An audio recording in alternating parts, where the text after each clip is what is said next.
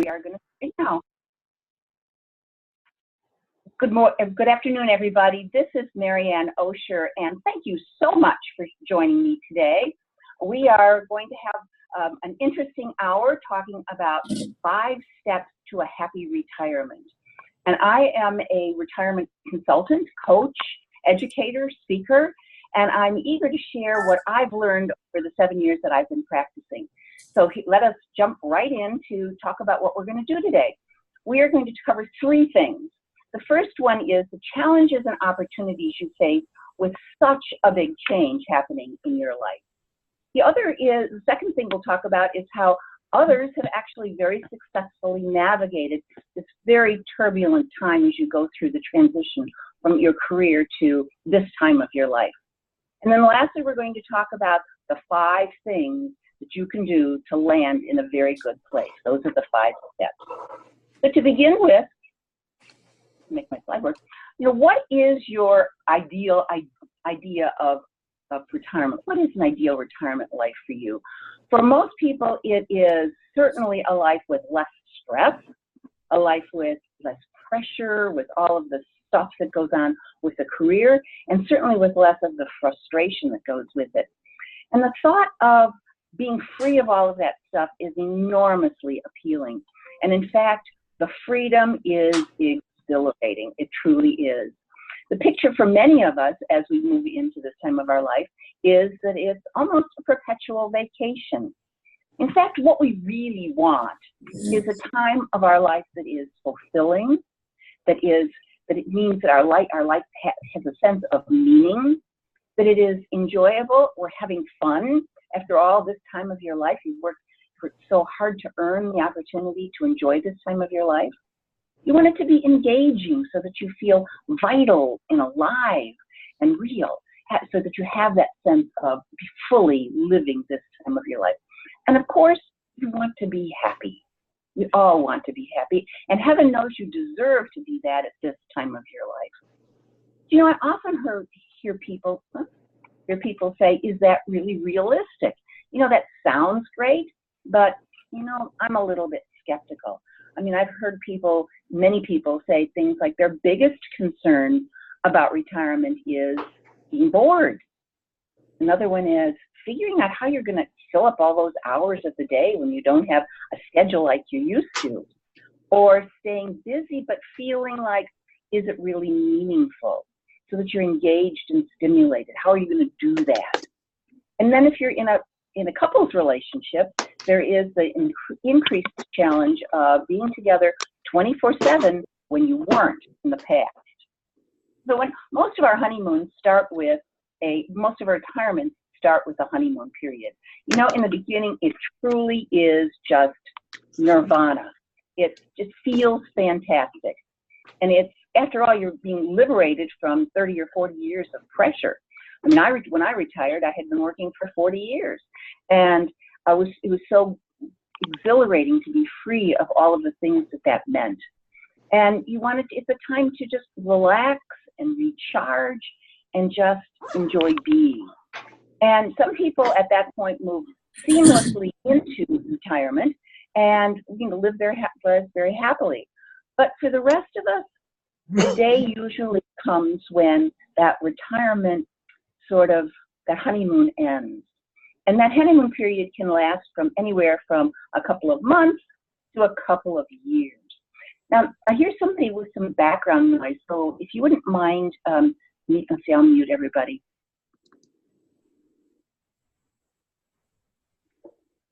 There we go. So one of the things when that honeymoon time is over, often, and the newness has worn off, it feels just a bit empty. And it's like you want something more. And I remember getting a call from one of my former colleagues. I worked for a global marketing research company when I retired, and she was one of my colleagues. And she said, I just was so exhilarated when I knew I could play golf 5 days a week. And it was because she was thinking actually about becoming a semi-pro. And so she dove into retirement with this idea that she was going to play golf at least 5 or 6 days a week. And when she called me, she said, I never thought I would say that I got tired of playing golf. But I do. And now I kind of don't know how to deal with the rest of my life. And one of my clients said to me one time, we've been retired for 3 years. And we've done just about everything on our bucket list. What are we going to do for the next 25 years? And that's how a lot of people feel at that point. They feel a bit empty, like they're looking for something more, but they're kind of directionless, like the sign shows. And they just think that they want some more. And one of the things that research has shown us, this was research that was done by Ameriprise, and the study was conducted in 2015, actually, among 1,000 baby boomers who had retired within the last 5 years.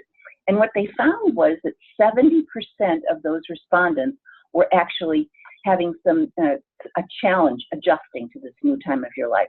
You know, who would have expected it when we were looking forward to this perpetual vacation state and this wonderful feeling of being free? Why would there be challenges? And what Ameriprise found was that the hardest part was the emotional adjustment.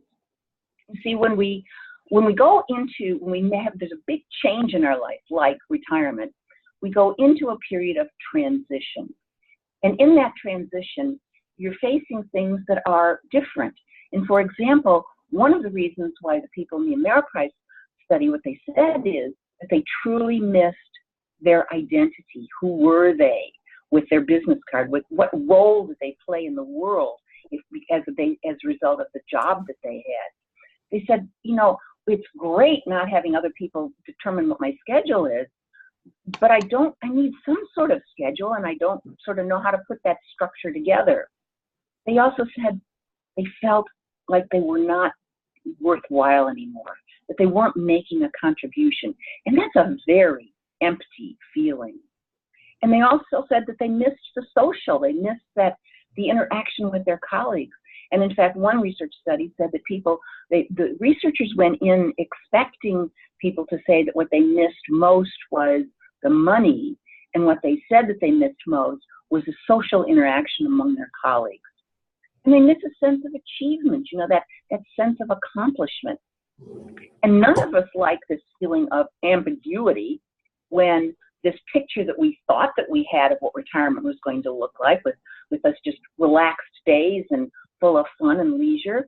And when it doesn't look that way, the new picture isn't clear. And that ambiguous feeling is pretty unsettling, because our minds do not like ambiguity. So what we know is from many, many experts that transitions have 3 sort of aspects to them. They can't call them parts because they don't happen sequentially. Some of them overlap and you go back and forth. But one of the important things is, and it's a very hard thing to do often, is to let go of some of the things of the past, some of the things that you enjoyed, like your identity and like your former colleagues, maybe even like the power that you had. Because in most jobs, you have power in some ways, whether you're a supervisor and having power over the people you supervise, or you're a CEO and have the power that a position like that yields. There is something about that is difficult to give up. And you don't let go of it, you're hanging on to it. Often it comes up in inappropriate places in your new life. But you know, it's also, remember when we were kids and we played that monkey bar trick where you went hand over hand across the monkey bars to get from one end to the other? Well, if you remember, if you don't let go of the hand that's in the back, you can't move forward to the next rung of the monkey bars. And, you know, when you're stuck like that in your transition from the time of your career to your life now, and you're stuck because you're holding on to that past, it takes a lot of energy of holding on to that, which does not really give you enough energy to free you up to move forward. The second phase of this has lots of names. William Bridges, who is one of the pioneers in this area, called it the neutral zone. Well, I didn't like neutral zone because it's certainly not neutral. I used to call it the time of confusion because everything looks confusing when you don't know where you're headed.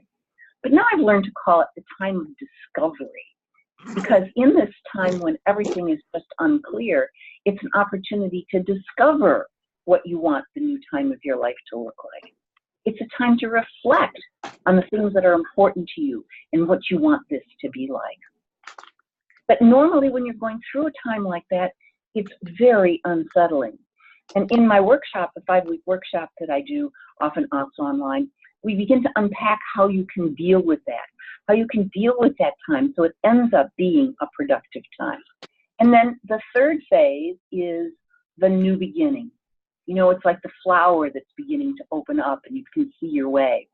And one of the things that Helen Keller is credited with saying is the famous quote, though, that when one door closes, as it does when you're leaving your career, and another one opens, we often look so longingly and so regrettingly on the closed doors that we fail to see the new one that's open. And when this new beginning unfolds for you, it's your opportunity to close the old door and move on.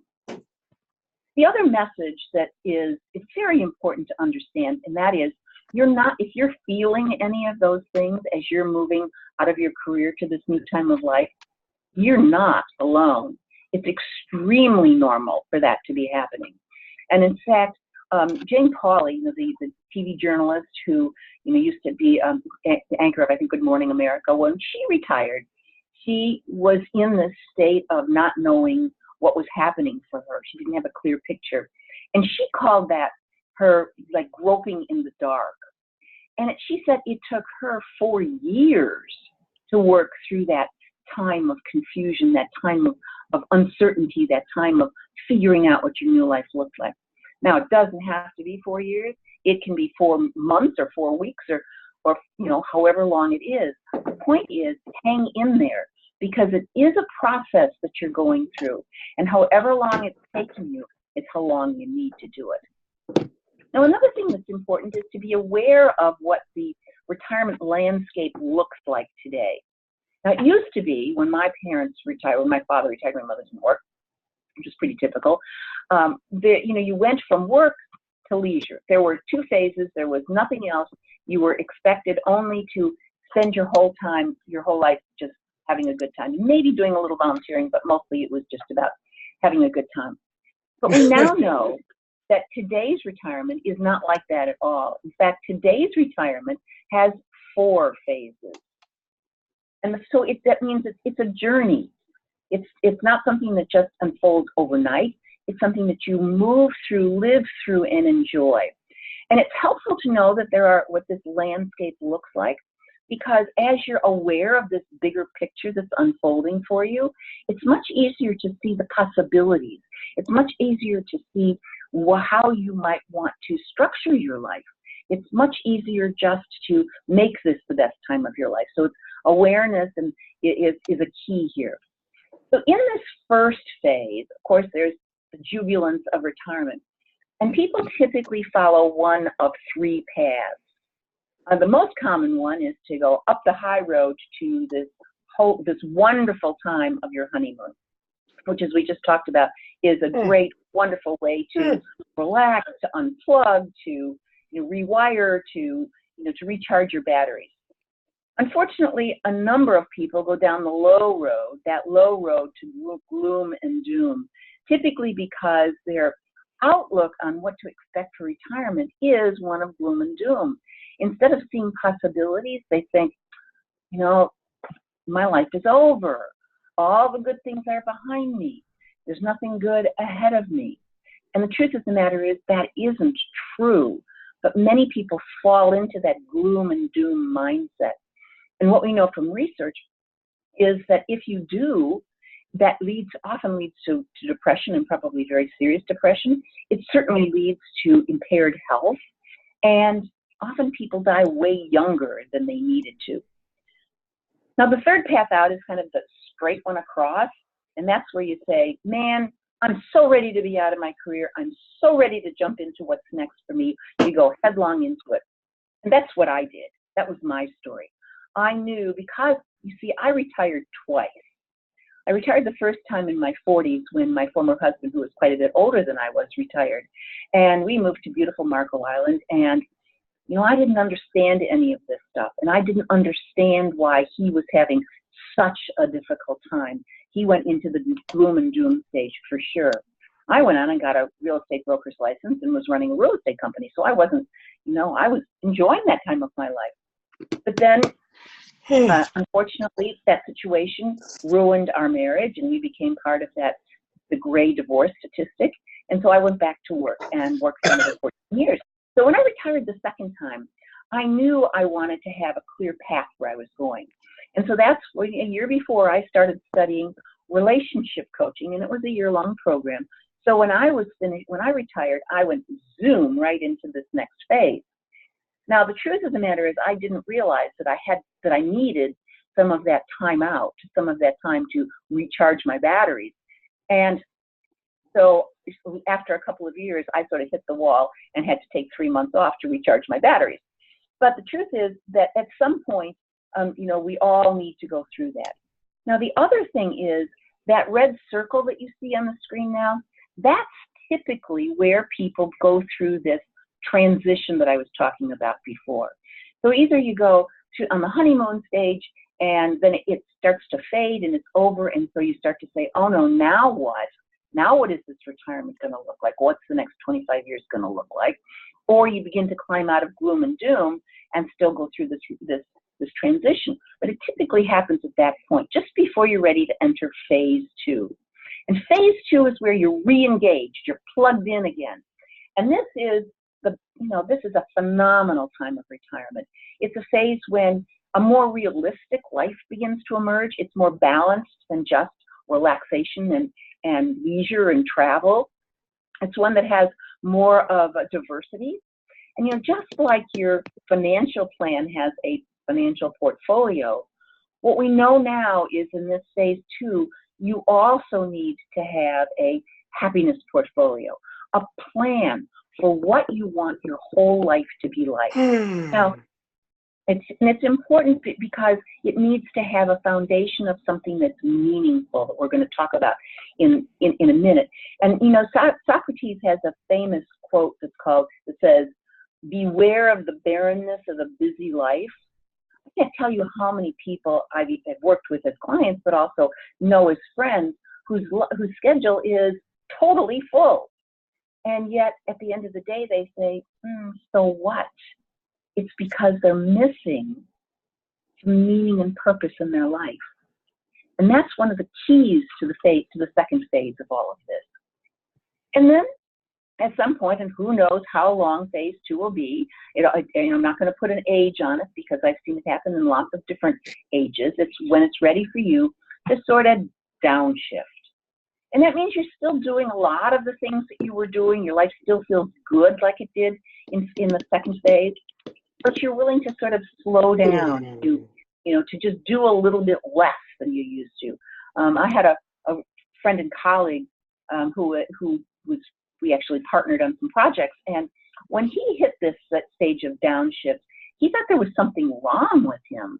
And he said, wow, I must be getting lazy, because really I want to spend more time now doing some reflective things, more time than I used to. And, I feel guilty. But the fact of the matter is that's a very normal stage. And so there's another little transition there.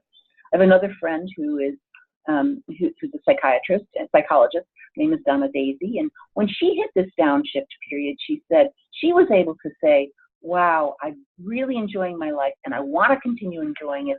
I'm just going to do it at a slightly slower pace. And then eventually phase 4 appears, and that's when you really are in old age. So instead of retirement being old age like it used to, because retirements used to only last a couple of years instead of 30 or 25 or 30, now it's a very small portion of this time called retirement. I wish there was another word for it, but there isn't. So that's the picture of what the landscape of retirement looks like today. And knowing that, I hope will become easier to see that wherever you are on this, what's ahead is full of possibilities that you can create. Now we're going to talk a little bit about how some people, and these are the 2 people I'm going to talk about were clients, and how they navigated this turbulent time and transitioned into their time of engagement. The first one we'll call Rich.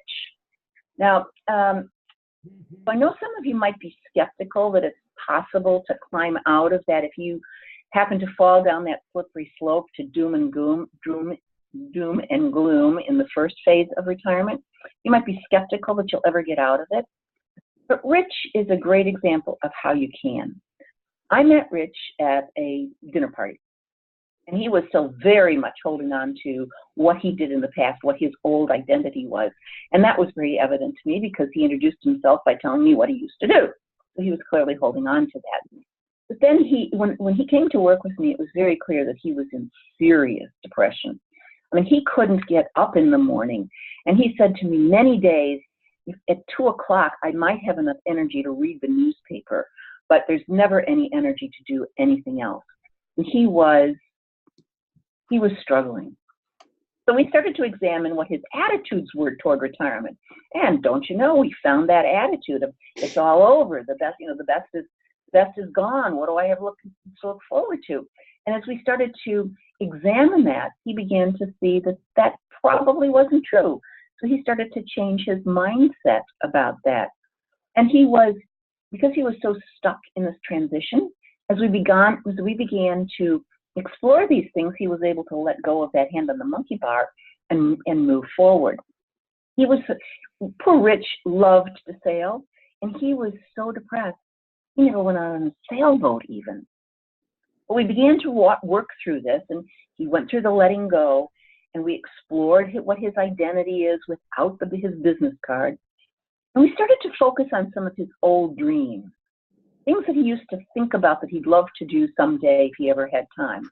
Well, one of them was writing.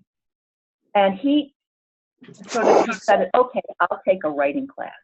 And in the class, it sparked him to go through his old files, and he found an old short story that he had written years ago, right after he got back from Vietnam. And he just tossed it away. And he gave it to me to read, to say, is this any good? And oh my goodness, it was a phenomenal story. Well, between that and the teacher in his class, who also thought that it was phenomenal, he reached out to his daughter, who had a friend. It's always a networking thing, a friend who worked for Universal Studios, and he sent away the manuscript. And don't you know, Universal Studios is very interested in that movie. Since then, he has turned it into a screenplay. He took a class about how to do that, which is very different than writing short stories. He's converted it into a screenplay. Now, actually, I can't divulge the name because they're in the discussion process right this minute, is about to sign a contract to actually make that a movie.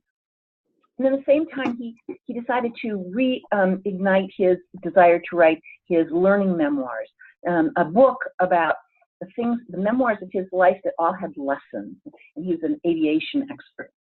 And so right now, I talked to him a couple of weeks ago, and actually I talked to him a couple of days ago, and he and his wife just spent the weekend between Christmas and New Year's sailing. He's back to sailing, and he loves it. He is excited about the fact that his new book is the book on his memoirs. It's almost finished. He only has a couple chapters left. He's already talking to a publisher for it. This whole idea of signing the contract for a movie, something that he never, ever would have imagined if he hadn't started to unfold what the possibilities were, what he had to let go of, and what he could look forward to. Now, the truth of the matter is, there isn't just one way to re-engage. There are lots of ways to re-engage into your life, and we're going to be talking about some of them. Now, not everybody's willing to do what Rich did. They aren't willing to face the fact that maybe they can climb out of gloom and doom. Boy, my words are working well today. I have a friend, long time friend, who was in exactly the same sort of boat that Rich was in. His retirement wasn't working out the way he wanted it to.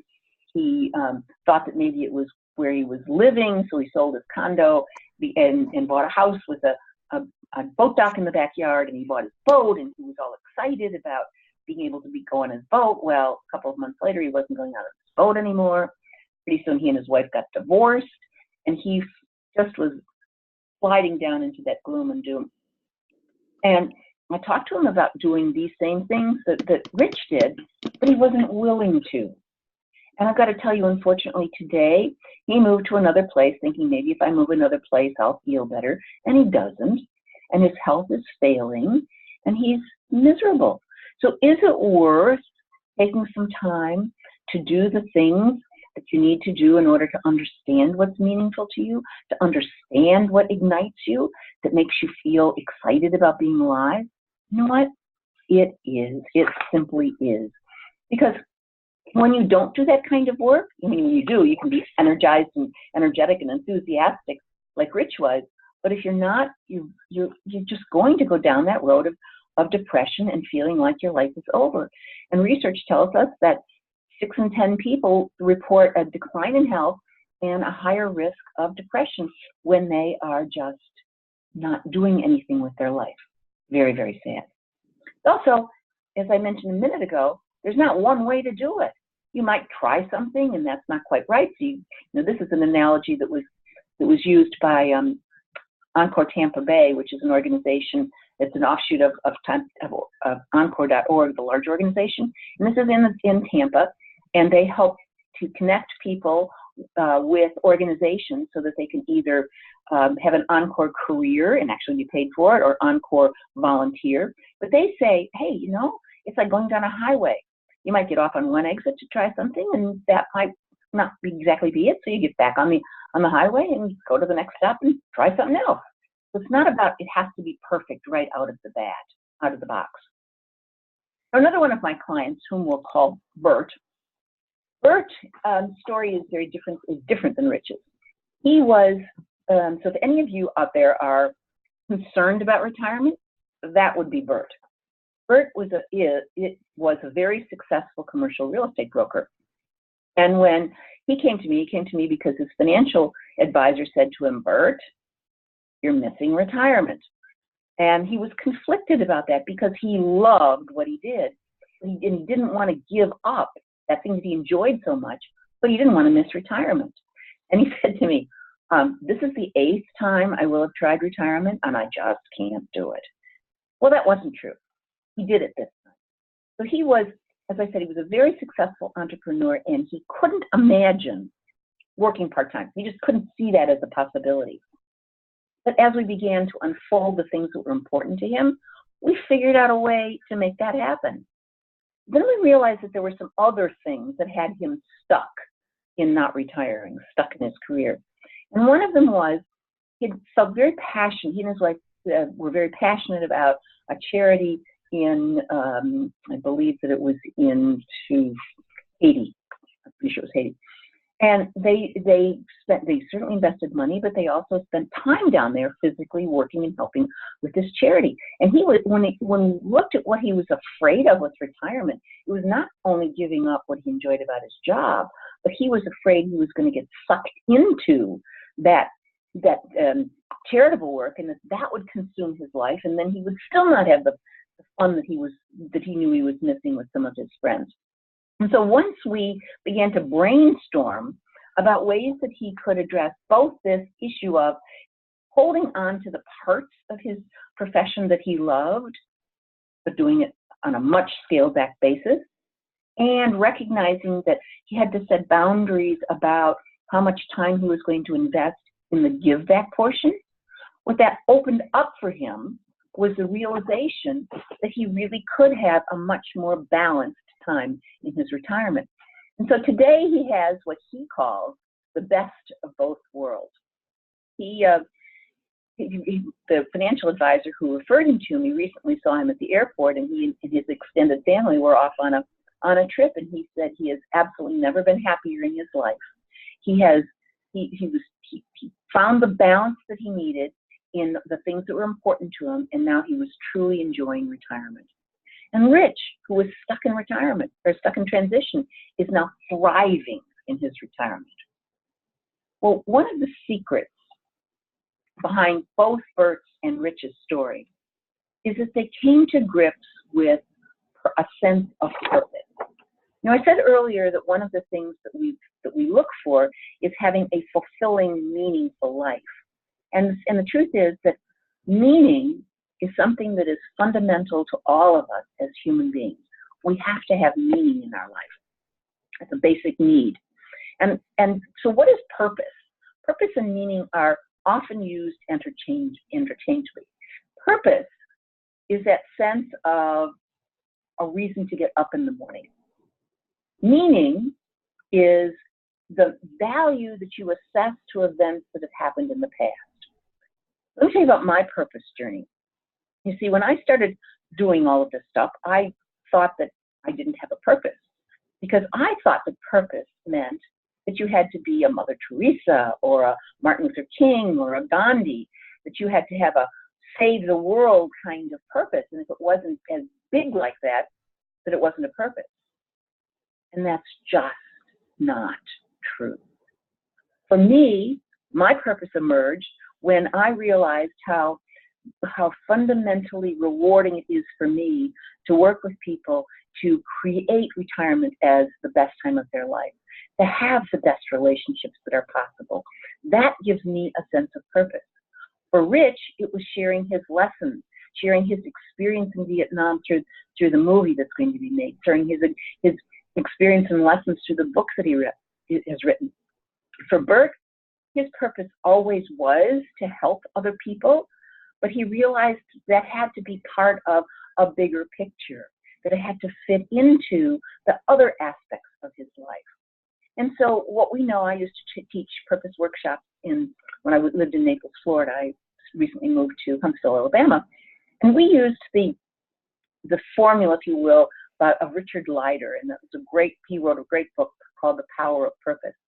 And he defines purpose as certainly the reason to get up in the morning, but also he says it's taking your gifts, the things that you're really good at, your strengths, adding to that something that you care deeply about, that you really enjoy doing, that you can just get lost in because you enjoy it so much, and your values, something that is meaningful to you. So when you match what you're good at, what you love, and what's meaningful, and you put that in your life, you have purpose. And that purpose is the foundation for this time of your life, that make it the best time of your life.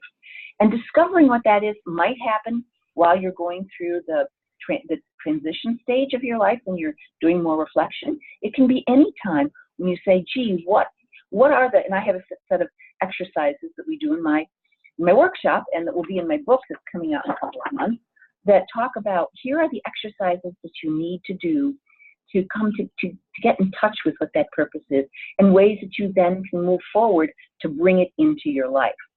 And one of the other reasons that purpose is so important, and this comes from other probably 200 studies now that have linked purpose to living a healthier, longer, happier life. And the various research shows, and there are lots of them, that when you have a sense of purpose, that your health is much better, and you are likely to live 7 years longer than if you do not have a purpose. And this was several studies that compared people that said they didn't have a purpose with those who said they did have a purpose, and they measured them over time, and in fact, 7 years longer. It also adds to a stronger mind. You are 240% less likely to contract Alzheimer's if you have this sense of meaning and purpose in your life.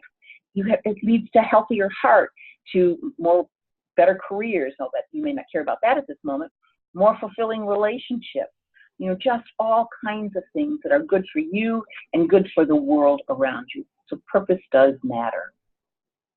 And then lastly, I want to talk about the 5 things that you can do to land in a good place, just like Rich did and just like Bert did. And so you can not fall into the traps that my poor friend Jack did. The first step, and these are the 5 steps that we talked about that I was going to share with you. The first step is being aware of this new retirement picture, this picture that I just laid out for you. Because when you're aware of it, you can see the possibilities. You can see the work that you might need to do as part of making that real. We will look at, you need to look at who you are without your business card. That, you talked about the fact that you, and I know you You lose your sense of how you fit into the world. You lose your sense of who you are when your business card isn't good anymore. In fact, I remember my dad retired as a senior vice president from Sears when Sears Roebuck was a flourishing, healthy, case study kind of company that everybody admired. And the week before he retired, the family had gathered for dinner, and he got real quiet toward the end of dinner, and he picked up his business card, which had been laying on the table and nobody had noticed, and he held it up and he said, "Today, this card opens a lot of doors. And next week, it isn't going to be worth the paper it's printed on." And coming to grips with that and saying, okay, my business card isn't good anymore, but who am I now? And typically we know that people find that sense of identity by the kinds of activities they choose to include in their lives, especially when those activities are meaningful to them, whether it's visiting grandchildren, or whether it's giving back, or whether it's writing a book, or whatever it is for you that's in your life that defines the activity, that becomes who you are. And then what will make your life matter? This work of getting in touch with what truly is meaningful and what truly is your purpose is, as I've said a few times now, a cornerstone, making sure that some of those things that are meaningful to you, some of those things that you look forward to getting up in the morning to do, are in your life, because that gives you that sense that you matter and that your life matters, and that's critical. Next, you need to build your happiness portfolio. Now, I mentioned when we were talking about the second phase of this retirement landscape, when you are re-engaging in life, that you need a plan for that time of your life, just like you have a financial plan. With a financial portfolio, you also need a happiness portfolio. So what is a happiness portfolio?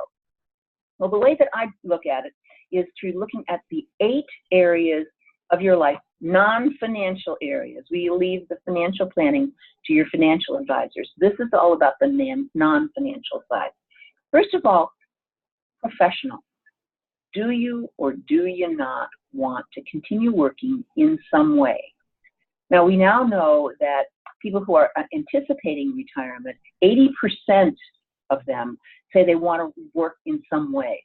Now, right now, it's more like about 50% are. Now, I'm technically retired, but am I working? Yes, I'm living my purpose. I teach webinars. I teach workshops. I coach people. I've written a book. Those kinds of things are extremely meaningful to me, and I dedicate a portion of my life to that. Now, it's not full-time like it used to be when I was in the corporate world, but it gives me a great deal of pleasure. So for my happiness portfolio, I allocate part of my time to doing that. Now, I know a lot of people that don't want to do that. So when it comes to the financial portfolio, the professional part of your portfolio, like my husband is a really good example. He recently retired. He's not the least bit interested in doing anything around working other than his hobby. Not interested. In fact, his goal this year is, we did our New Year's resolutions for this part of it, because we look at all 8 of the arenas and say, what do we want to accomplish this year? He said, for this, I want to stay retired, not working. And that's perfectly okay. There are no rights or wrongs for sure. Another arena is your health and well-being, actually health and how you look at aging, the whole mindset of looking at aging. And there is a tremendous amount of work that has been done both in research and in books that have been written about the fact that this whole idea that just because you've crossed that magic threshold into retirement that somehow you're old is simply not the case anymore. And yes, you might have health challenges, but you also can work around them. And it's also about including activities in your happiness portfolio that include maintaining or improving your health. One of the things that we now know is our bodies are resilient. Just because you haven't exercised for the last 3 years doesn't mean you can't start exercising now and that it will have a positive impact on your body. It will, it simply will. And so how much of your time and effort do you want to allocate to that aspect of health and well-being? Primary relationships are one of the most important parts of your retirement life. Now, if you're a couple, of course, that has some added complexities. in terms of learning to adjust to each other or being around more time, being able to successfully articulate what your assumptions are about what your new roles are going to be, what your new responsibilities are going to be, how much time are you going to spend together, how much time are you going to spend apart. Lots of issues around that you need to work out. If you are single or flying solo, as I say, yes, you might be looking for a relationship. And what is that going to look like? What do you want that relationship to look like? How are you going to go about finding it? So what part of your life do you want to assign to that? Friends and family are key, are social connections. The research now shows overwhelmingly that as we age, that becomes a more important aspect of our lives. And so making sure that you carve out time for that you are proactive in reaching out to friends and doing and engaging in activities that allow you to meet new people, to build and maintain the friendships that you have, is a very important part of your life. That's harder for men than it is for women, but there's some new things that are emerging on that front too that are actually really exciting that I talk about in my book. Then there's that whole aspect of self-development, the part about how you as a human being are going to continue to grow. And what does that look like for you? For some people, it means taking classes. For other people, it means exploring things that they've never been able to explore before. Maybe it's a hobby. Like for example, I've used my husband a minute ago. He is avidly studying woodworking. He has taken some online classes. He's invested in some videos. He's doing everything he can do to learn how to be a really good woodworker because it's something he cares deeply about. He wants to make pretty things for other people, and he does a very good job of it before this, and now it's a passion for him. And he's developing himself through learning more, through learning that skill. So self-development can take all kinds of different avenues. It's just how does it make you as a human being continue to grow, whatever that looks like for you. And then there's the giving back part. This is a complicated one from the standpoint that there's this belief that if you don't do some give back time, that there's something wrong with you. And the bottom line is it's an individual choice. Now, the way that you can give back now is very different than it used to. The whole world of volunteerism has exploded primarily because of the internet, thank goodness. And so now it's possible, because so many people that I have coached say, I know I'm supposed to do this, but I went there and I showed up and they had me, filling backpacks for kids, and I didn't want to do that. That didn't matter, and it wasn't fulfilling to me. And so now I'm feeling guilty because I'm not doing anything. Well, it doesn't need to be that way. If you feel the desire to give back, it can be mentoring a high school student, which is one of the things I do, and it's extremely rewarding. It can be all kinds of things. There are now websites dedicated for listing volunteer opportunities, and they can be volunteer opportunities in your area or things that you can do online. For example, one of them had a contest for creating a T-shirt for a green project, in Africa. I've forgotten exactly the name of it now. And it can be a diverse area of ways that you might be able to give back. But there are, as I mentioned, several organizations whose whole purpose is to match people and their skills and their strengths with the opportunities of where people need them. So volunteering is no longer showing up and licking stamps and doing the things that the nonprofit employees didn't want to do. It's not like that anymore. Now volunteering very much can be part of using your strengths, your gifts, things you care about to help other people. And there are lots of ways to do it. And then leisure. Leisure, heaven knows, is an important time of your life. Now, for many people, they started out this picture of retirement thinking that leisure was going to be like a 90% part of it.